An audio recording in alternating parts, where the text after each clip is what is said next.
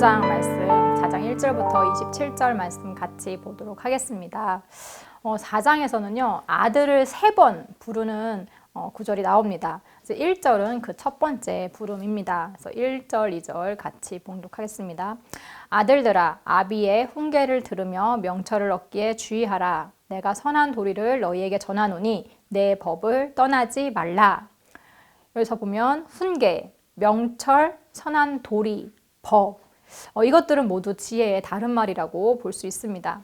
아들들은 아버지의 훈계를 듣고 또 명철을 얻고 선한 도리를 배우고 아버지의 법을 떠나지 말아야 합니다.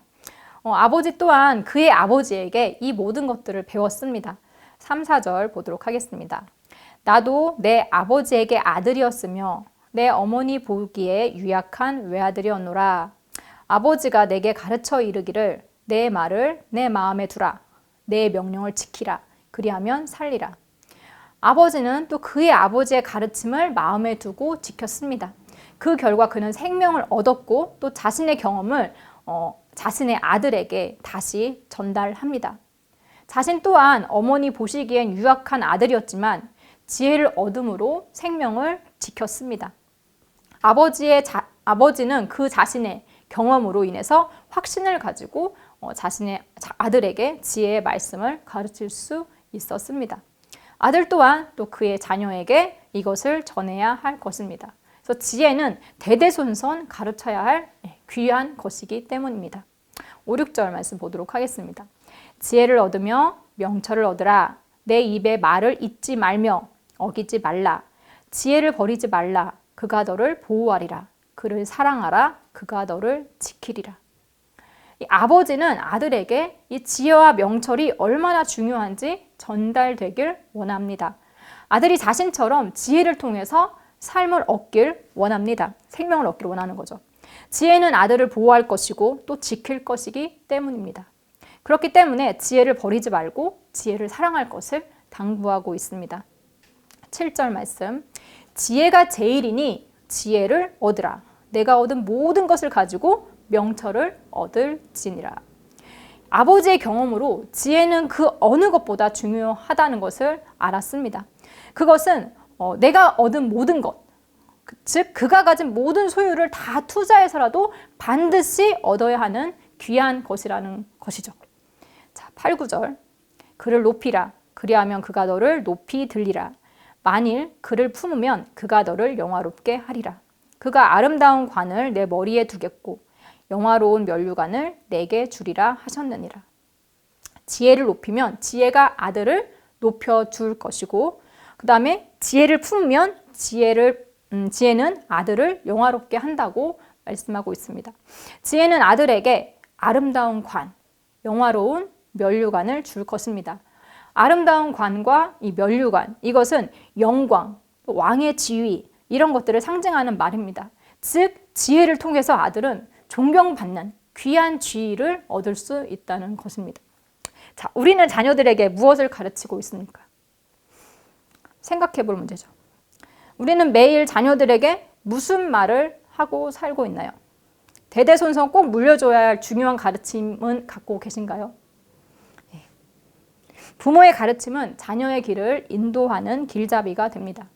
아이들은 꼭 부모의 행동과 부모의 말을 판박이처럼 따라하기 때문입니다. 부모의 생각이 아이의 생각이 되고 가치관이 됩니다. 그래서 우리가 만약 옳은 것을 물려주지 못하면 그 아이는 평생 잘못된 것을 옳다 여기며 살아갈 수 있습니다. 부모의 역할에 보호와 양육만 있는 것은 아닙니다. 자녀가 성공적인 삶을 살 수 있도록 조언하고 격려하고 또 가르치는 역할도 해야 합니다. 물론 이것이 강제적인 것은 아닙니다. 우리가 권위주의적인 교육 방식과 권위적인 교육 방식, 이게 다르다는 것을 명심을 해야 합니다. 부모는 자녀들이 올바른 선택을 할 수 있도록 자녀에게 도움을 줘야 합니다. 만약 그것이 생명과 관련되어 있는, 그래서 너무나 중요한 선택의 문제라면 더욱더 확실한 가르침이 필요합니다. 우리가 자녀에게 물고기를 주지 않고 물고기를 잡는 법을 가르쳐준다는 말 많이 들어보셨잖아요. 그것처럼 삶에 필요한 것들을 주는 것으로 만족하지 말고 삶을 지혜롭게 살 수 있도록 또 정직한 길을 걸을 수 있도록 우리가 자녀들을 도와야 합니다. 자, 10절에서는 두 번째로 아들을 부릅니다.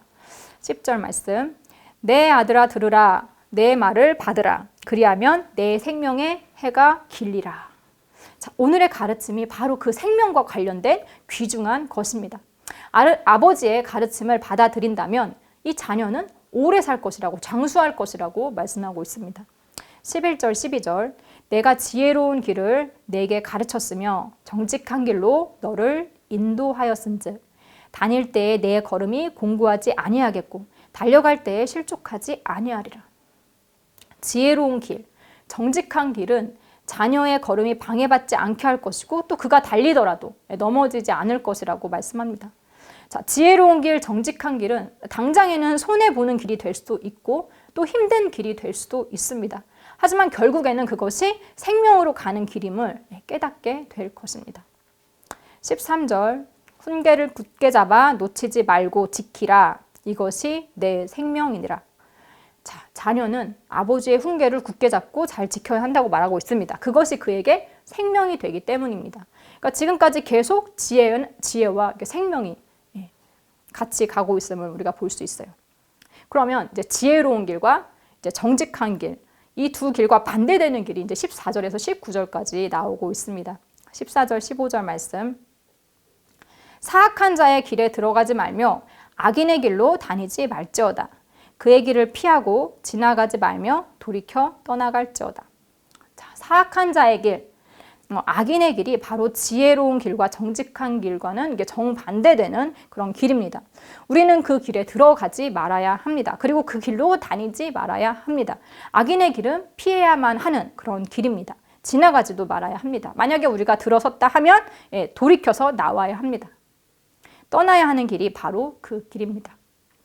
16절, 17절. 그들은 악을 행하지 못하면 자지 못하며 사람을 넘어뜨리지 못하면 잠이 오지 아니하며 불의의 떡을 먹으며 강포의 술을 마심이니라. 이 악한 사람들은 악을 즐겨하는 사람들입니다.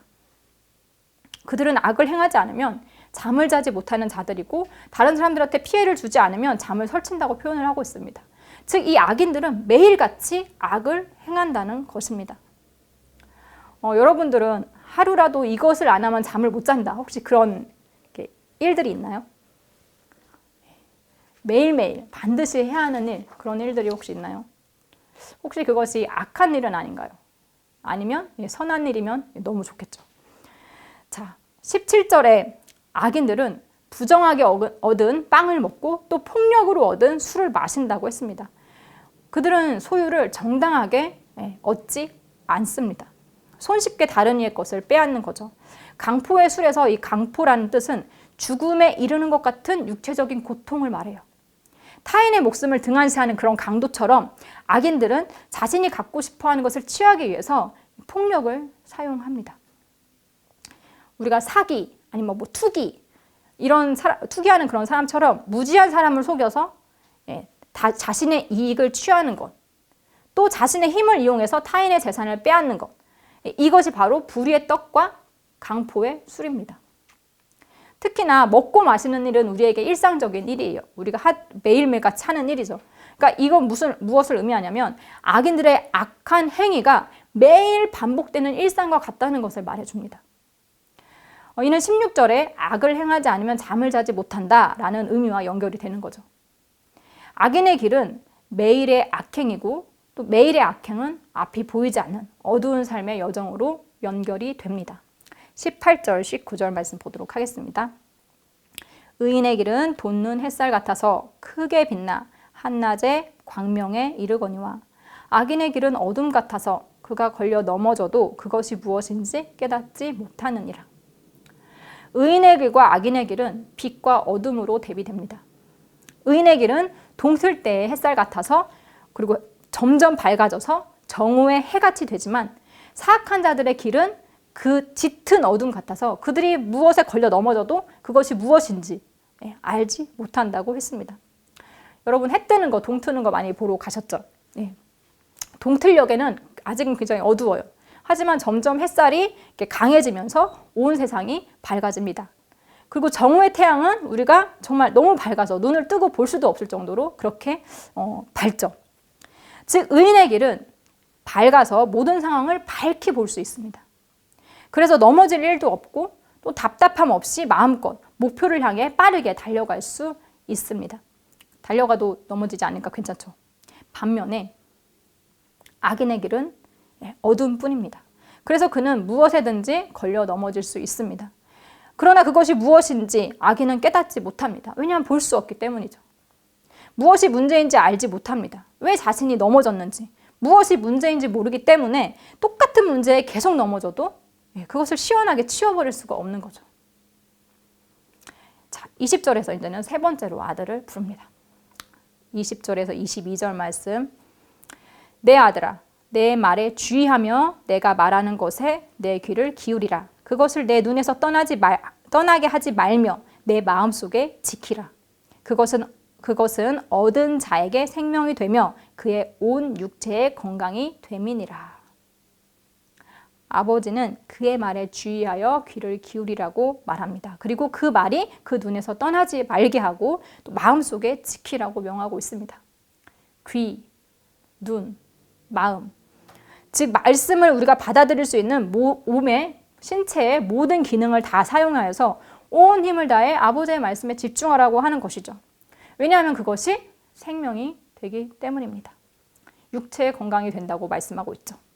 다시 한번 지혜의 말씀이 생명과 관련이 있음을 반복합니다. 23절. 모든 지킬 만한 것 중에 더욱 내 마음을 지키라.